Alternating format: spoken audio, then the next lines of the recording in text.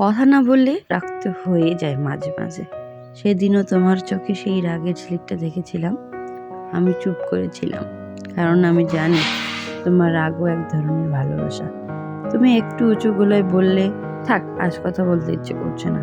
কথাটা শুনে বুকের ভেতরটা কেমন করে উঠল।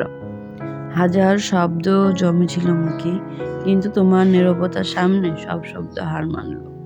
আমি চরম কষ্ট পেলেও শুধু একটা কথাই চাই, তুমি রাগ করতে পারো, বকতে পারো, কিন্তু কথা বলা বন্ধ করো না।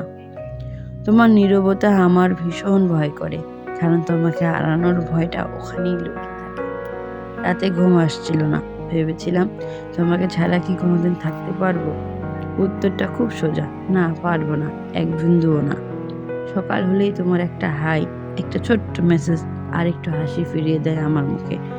তোমাকে খুব ভালোবাসি, তাই বলি রাগ থাকলে বকো, বকা খেয়ে নেব হাসি মুখে, কিন্তু আমার উপর কথা বলা বন্ধ করো না প্রিয়।